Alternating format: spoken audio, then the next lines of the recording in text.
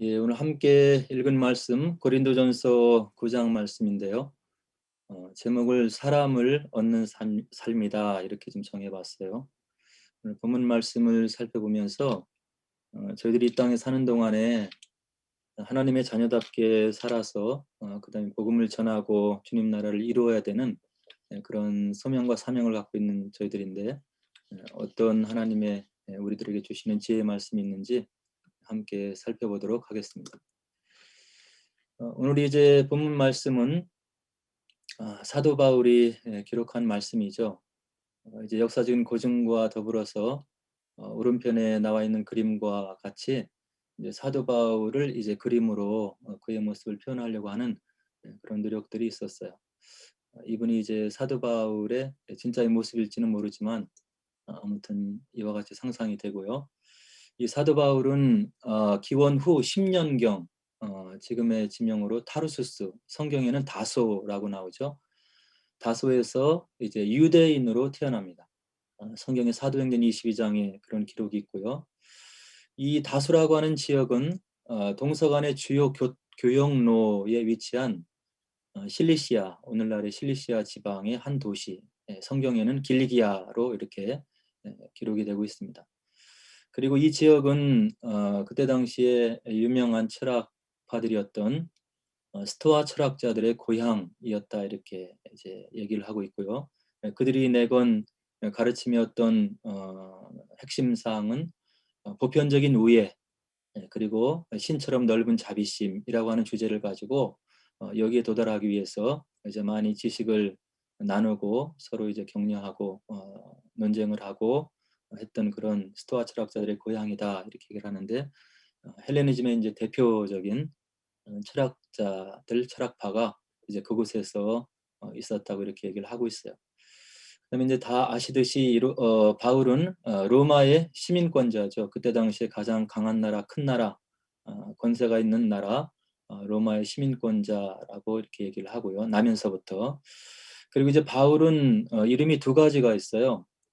유대인 공동체에서는 유대식의 이름인 사울이라는 이름을 썼고, 그다음에 이제 헬라권에서 로마의 시민권자로 살아갈 때는 바울이다 이런 말을 이름을 이제 사용을 한 거죠. 이제 저희들이 그동안에 이제 듣기로는 사울은 높은 자다, 바울은 낮은 자다. 그래서 예수님을 만난 다음에 이름까지 바뀌었다 이렇게 전해 듣고 있는데 사실은 그게 아니고 이름이 두 개인 거예요. 유대 공동체에서는 사울이라는 이름을 사용했고 그다음에 로마 시민권자로서 헬라 지역에서는 바울이라는 이름을 사용한 거죠. 제가 이제 병하라는 한국 이름이 있고 그다음에 영국 사람들을 위해서 이제 다니엘이라는 말을 이렇게 사용하는데 그와 비슷한 거죠. 그래서 바울이 가진 두 가지 이름을 저희들이 이렇게 생각해 볼 수 있겠고요. 아까도 말씀드렸듯이 바울이 태어난 길리기아 다소는 이게 길리기아 지방이고요. 이걸 좀 더 현대 지도로 확대를 해보면 이 길리기아 지방인데 타르수스 여기가 돼서 이 지역 사이프러스 이렇게 레바논이 있고 이 지역에서 이제 바울이 태어났던 것을 우리가 알 수 있습니다. 이 바울은 태어나면서 이제 엄격한 유대교의 교육을 받죠. 네, 그리고 이제 그때 당시에 공용이었던 헬라어에 이제 능숙했고요. 그다음에 여러 도시를 이제 경험한 이런 사람이었어요. 그래서 율법에 능하고 언어에 능하고 그리고 국제사회에 경험이 있고 이런 사람을 하나님께서 또 그는 열심도 있고 자기가 믿고 그다음에 따라가는 그런 가르침에 목숨을 걸 정도로 열심히 있는 이런 바울의 어떤 성품, 성격 그리고 그가 준비한 모든 것을 가지고 이제 이방인 복음화를 위해서 하나님께서 특별하게 이제 섭리 가운데 역사하셔서 이제 그를 부르시고 이방인 복음화를 위해서 선교를 위해서 적합한 인물로 이제 부르시는 것을 볼 수 있어요.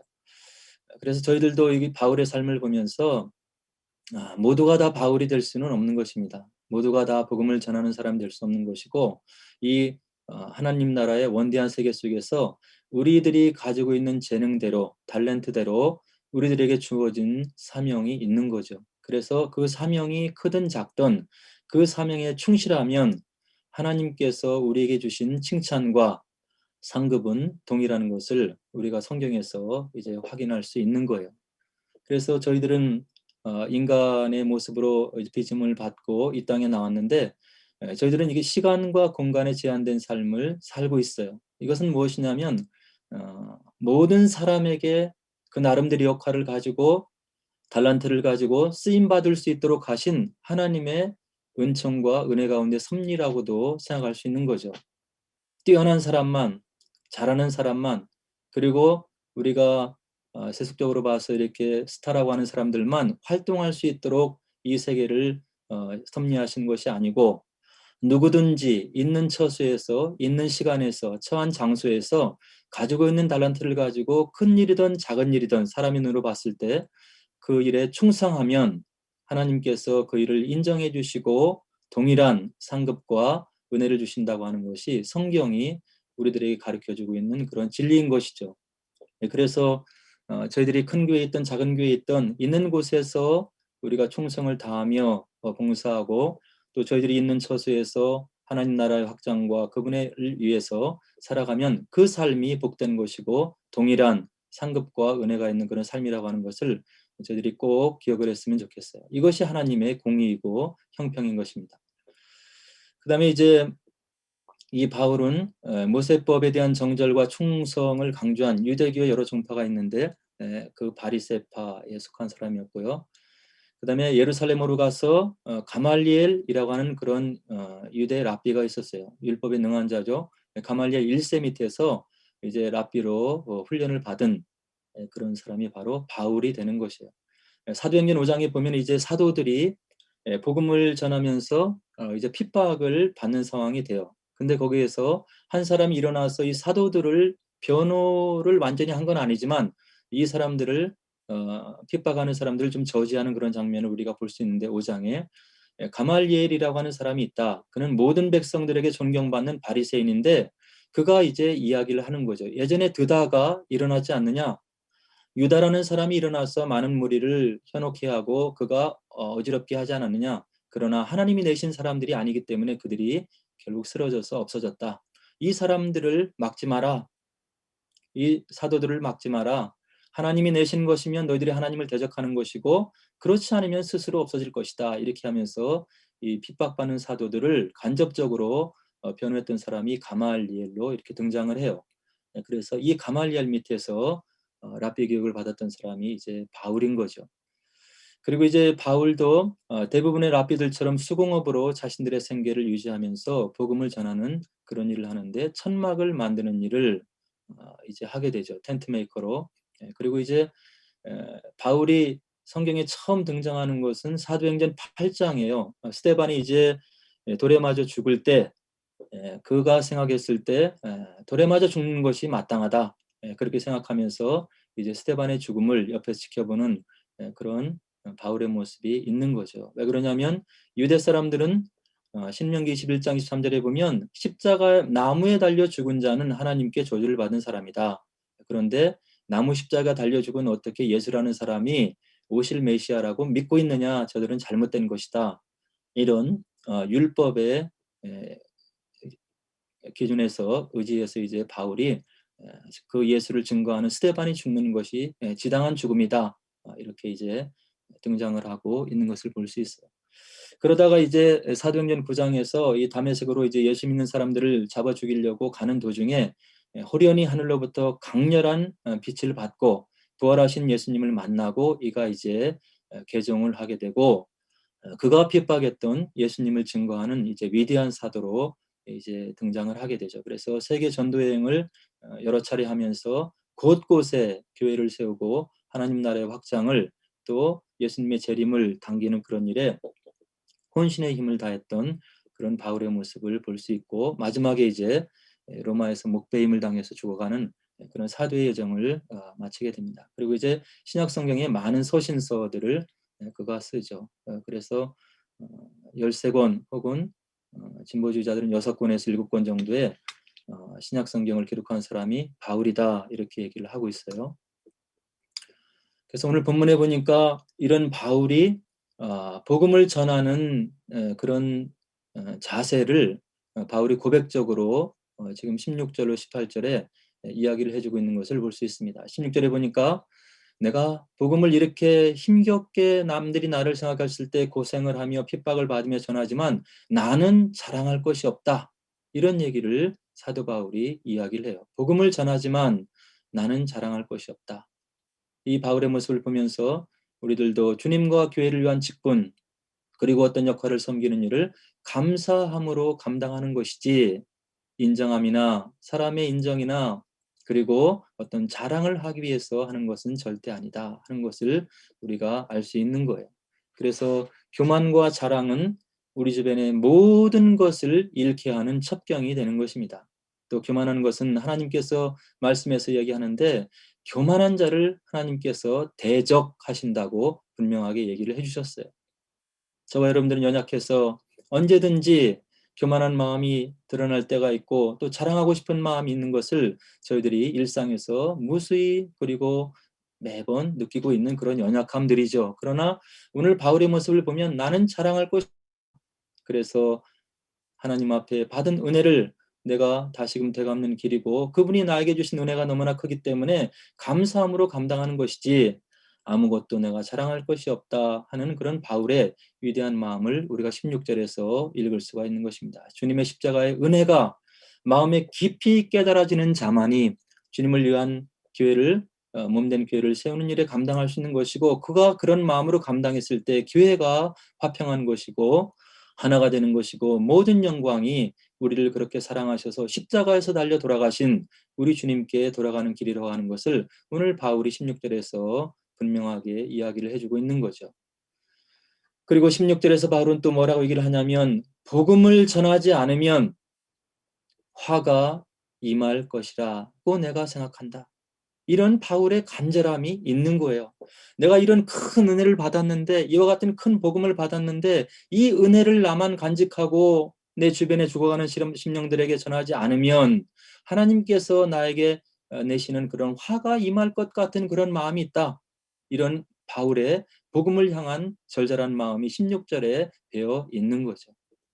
오늘 저와 여러분들은 하나님께서 그분의 독생자의 생명을 십자가에 희생하면서 우리를 위해서 주신 이 복음을 향한 마음이 어떤가를 우리가 점검을 해야 돼요. 주일날 예배를 드리지 않아도, 하나님께 주신 말씀을 대하지 않아도, 내 일가 친척이 예수님을 알지 못하고 세상에서 방황하는데도, 내 주변의 친구들이 예수를 모르는 상태에 있는데도 내 마음속에 덤덤하고 아무런 부담이 없다고 한다면 이것은 저와 여러분들이 받은 복음에 대한 문제가 있는 거라는 것을 오늘 바울을 통해서 확인을 할 수가 있는 거예요. 예수를 모르는 일가 친척들, 예수님을 영접하지 않는 모르는 주변의 친구들을 바라보면서 우리의 마음속에 간절함이 일어나야 되고, 내가 받은 이 은혜의 복음을 전하지 않으면 하나님께서 나에게 정말로 화를 내실 것 같고 나를 좋아하지 않으실 것 같다. 이런 마음의 간절한 마음들이 저와 여러분들 속에 있어야 된다는 얘기예요. 오늘 저와 여러분들은 이 하나님의 엄청난 희생의 대가를 치르고 우리를 살리기 위해서 이 주신 복음에 대한 가치를 얼마만큼 생각하고 있는지 바울을 생각하면서 다시 한번 점검을 해야 될 것이에요. 그리고 18절에 보니까 바울이 뭐라고 얘기냐면 내가 값없이 전하고 있다. 왜 이렇게 하느냐? 권리를 다 쓰지 않는다. 내가 전하는 이 복음에 걸림돌이 될까 봐 내가 스스로 자비량으로 전하는 이런 수고와 노력을 내가 다하고 있다. 남에게 내가 폐를 끼치는 일을 하지 않으려고 내가 다짐하고 있다 하는 바울의 복음되게 하려고 하는 그 간절한 마음이 18절에 녹아 있는 거예요. 복음을 전하는 일에 방해가 되지 않도록 하기 위해서, 이거는 역사적인 배경이 있는데요. 그때 당시 스토아 학파의 이런 선생들은 가르침을 주고 과도한 돈을 요구하는 그런 패단들이 있었다고 그래요. 가르침을 주고 좋은 도덕적인 가르침을 준 다음에 돈을 요구하는 그런 사람들의 패단을 보면서 바울이 내가 전하는 복음은 적어도 이와 같이 이 사람들로부터 평가절하되고, 그 다음에 내가 어떤 돈과 같은 이런 것을 요구하는 것을 인해서 이 복음을 전하는 일에 방해가 되면 안 되겠구나 하는 그런 바울이 복음을 향한 순수한 마음이 있어서 이가 값없이 전하고 권리를 다 쓰지 않겠노라고 18절에 이야기하고 있는 바울의 순수한 마음을 우리가 볼 수 있는 거죠. 내가 복음 앞에서 사꾼이 되지 않겠다. 하나님 앞에서 선명한 마음으로, 순수한 마음으로, 한 점 부끄러움이 없는 마음으로 복음 앞에 서기를 원하는 그런 바울의 깨끗한 마음과 주님 앞에 사역을 감당하는 그런 마음을 우리가 18절에서 볼 수 있는 거예요.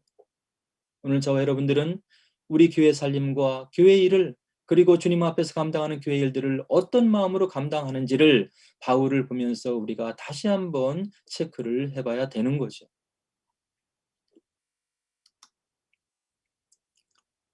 그리고 19절로 23절에 보니까 이 바울은 내가 스스로 종된 사람이다 이런 얘기를 해요. 19절에 바울이 뭐라고 얘기를 하냐면 내가 모든 사람에게서 자유롭다. 나는 이 땅에 있는 철학으로 매인받지 않고 이 땅에 있는 사람들의 판단으로 내가 실족되지 않고 좌절되지 않고 위축되지 않고 내가 모든 사람에게 자유로운 그런 능력과 하나님 나라의 지혜를 가지고 있는 사람이다.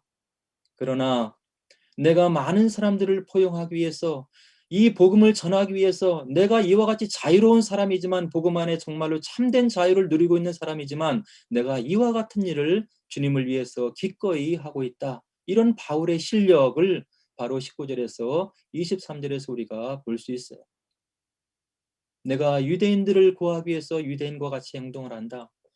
내가 율법 아래 있지 않지만 율법 아래에 있는 자들을 이해하고 그들을 포용하고 복음을 전하기 위해서 율법 아래에 있는 자들과 같이 행동을 한다. 그리고 율법 없는 자들에게는 내가 율법이 없는 자와 같이 내가 그들을 대하면서 이해하려고 하고 복음을 전하기 위해서 노력을 한다. 약한 자들은 내가 업신여기지 않고 약한 자들의 눈높이에 맞춰서 그들의 사정을 들어주고 내가 복음을 전하기 위해서 노력을 한다. 이런 바울의 실력을 우리가 19절로 23절에서 볼 수 있는 거예요. 그들의 눈높이에 맞추면서 그들을 이해하고 그들을 품고 다른 사람들의 형편과 처지, 그들의 이해 정도에 맞추어서 인내함으로 이 복음을 끝까지 전하고자 원했던 바울의 그런 모습을 우리가 23절까지를 보고 볼 수 있는 거죠. 이런 바울의 마음은 고린도전서 8장에도 분명하게 나타나 있어요. 만일 음식이 내 형제를 실족하게 한다면 나는 영원히 고기를 먹지 아니하여 내 형제를 실족하지 않게 하리라. 이 고린도전서 8장은 우상에게 드려진 제물에 대한 논쟁인 거예요. 사람들이 이 논쟁이 있었을 때 바울은 그것은 우상에 드려졌지만 모든 식물을 하나님께서 내신 거기 때문에 내 믿음이 된다면 먹어도 된다. 그러나 나는 이 우상에게 드려진 음식을 우상에게 비록 들어져서 제사가 드려진 음식이라 한다 하더라도 내가 먹을 수 있지만 내가 우상에게 드려진 이 음식을 먹는 것을 믿음이 연약한 자들이 보면 혹시 실족한다면 나는 그 형제를 실족하지 않게 하기 위해서 고기를 영원히 먹지 않을 수도 있다 하는 그런 바울의 마음, 이웃을 배려하는 바울의 높은 마음을 우리가 고린도 8장에서도 볼 수 있는 거죠. 그래서 기독교의 황금률을 우리가 마태복음 7장 12절에서 우리가 찾아볼 수 있다고 얘기를 해요. 무엇이든지 남에게 대접을 받고자 하는 대로 너희도 남을 대접하라. 이것이 율법이요 선지자니라.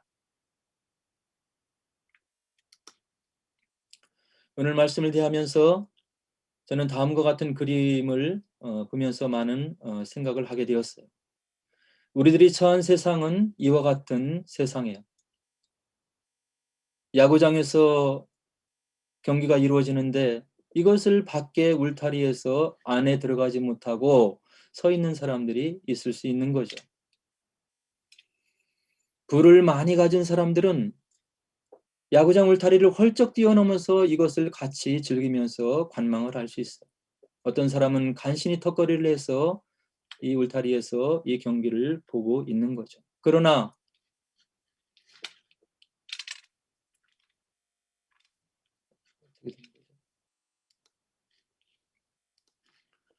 어떤 사람은 울타리의 기초에도 이르지 못하는 그런 자세에서 보고 싶은 마음이 있지만 그걸 보지 못하는 이런 처지가 바로 저와 여러분들이 살고 있는 이 현실의 세계인 거예요.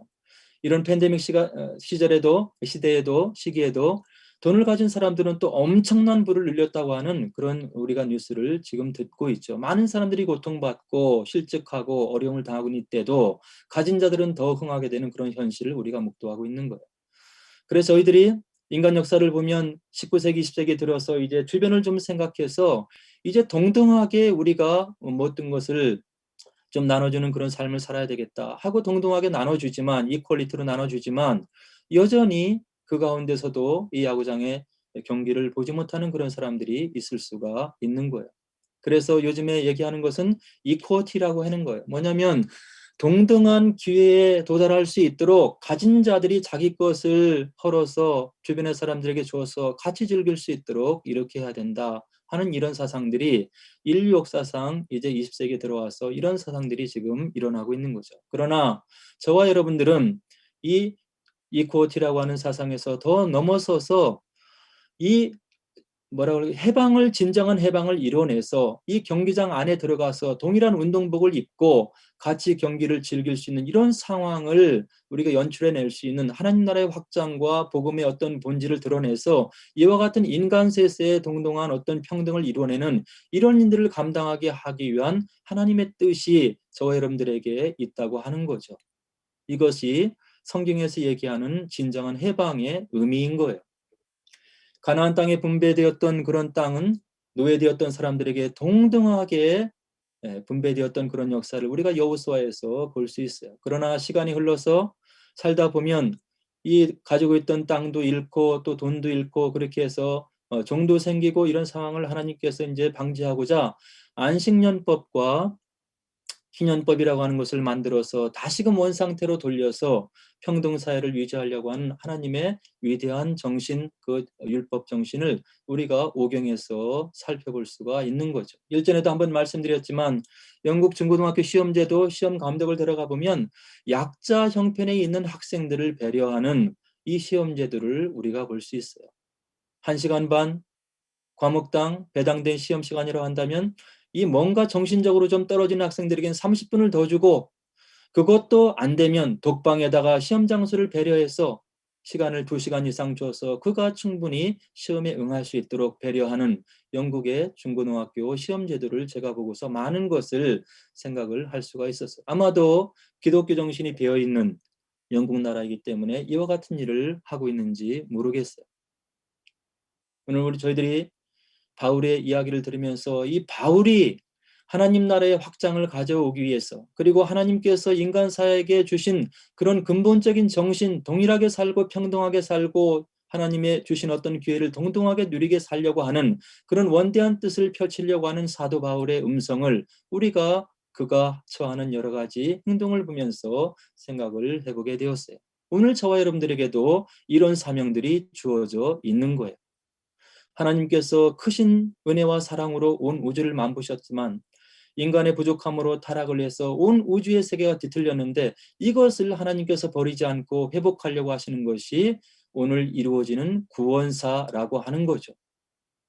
이 위대한 구원의 플랜 가운데 예수님께서 오신 것이고, 저희들이 그 말씀을 믿음으로 받아들여서 예수님의 자녀가 되었고 제자가 되었고 하나님의 자녀가 되었는데, 우리에게 주어지는 것은 이 땅에 사는 동안에 이 하나님 나라의 회복이라고 하는 원대한 꿈이 저와 여러분들에게 지금 과제로 주어지고 있는 거예요. 돌아보면 많은 불평등이 있고 어려움이 있고 그런 사회적인 약자들이 많이 있는 거죠. 우리들이 열심히 노력을 해서 우리가 성장을 해서 돈이 있고 명예가 있고 실력이 있을 때 이것을 가지고 오늘 본문에 나온 바울과 같이 하나님 나라의 진정한 해방을 이루고 우리를 통해서 주변의 사람들이 예수님을 발견하고 하나님 나라의 사랑이 무엇인지를 느낄 수 있게 하는 그런 삶을 살기를 우리 주님께서 저와 여러분들에게 말씀 가운데 기도 가운데 요청하고 있다고 하는 것을 오늘 분명히 저들이 깨달아 알았으면 좋겠어요.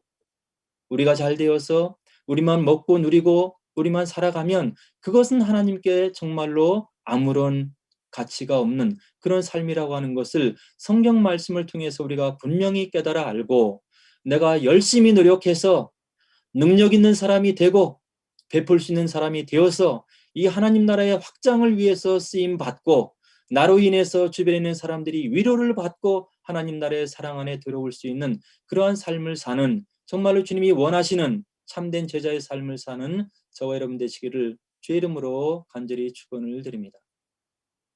오늘 사도 바울의 생애를 우리가 살펴보면서 그가 순교하기까지 이 복음에 충성했던 이 참된 복음을 저와 여러분들이 믿음으로 받아들이고, 사도 바울과 같이 그리고 온 인류 역사를 통해서 이 해방의 역사를 이뤄냈던 믿음의 선진들의 삶을 내가 본받아 살기를 원하나이다.